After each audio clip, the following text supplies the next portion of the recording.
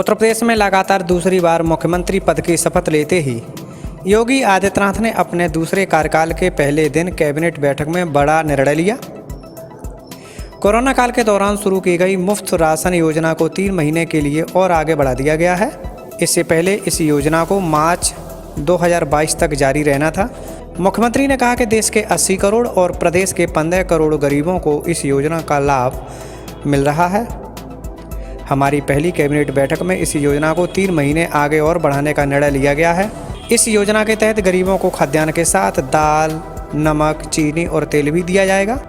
उन्होंने बताया कि इस योजना से राज्य के खजाने पर 3,270 करोड़ रुपए का भार पड़ेगा।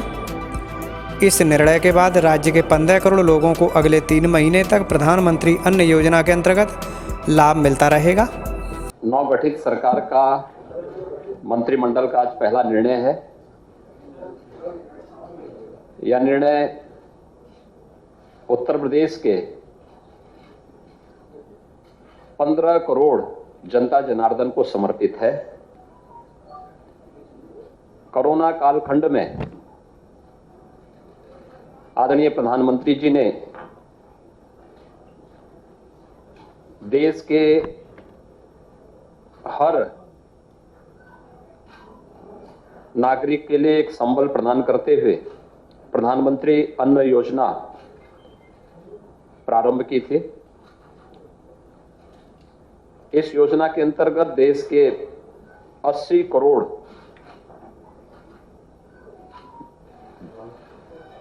जनता जनार्दन इसका लाभ ले रही थी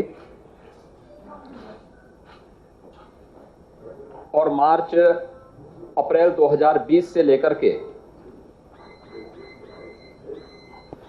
मार्च 2022 तक लगभग 15 महीनों तक इस योजना का लाभ सभी को देश के अंदर प्राप्त हुआ।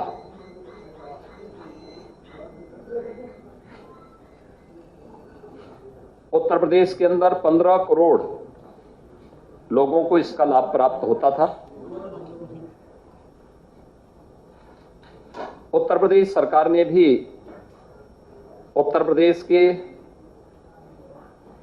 अंत्योदय के लाभार्थी और पात्र गृहस्थी के 15 करोड़ लाभार्थियों के लिए एक योजना अपनी ओर से प्रारंभ की थी। अप्रैल 2020 में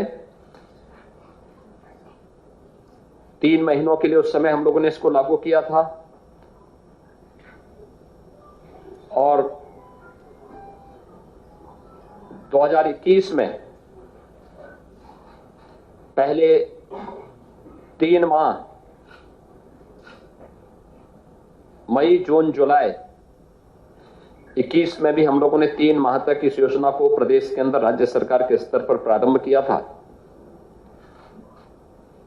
और उसके उपरांत दिसंबर से मार्च तक इन 4 महीनों के लिए राज्य सरकार के स्तर पर फिर से योजना प्रारंभ हुई थी। क्योंकि ये योजना मार्च 2022 तक ही थी, इसलिए इस योजना को, जिसके अंतर्गत उत्तर प्रदेश की 15 करोड़ जनता को अंत्योदय जो परिवार हैं उनको 35 करोड़ खाद्यान्न और पात्र गृहस्थी के जो परिवार हैं उन्हें पर यूनिट 5 किलो खाद्यान्न प्राप्त होता है।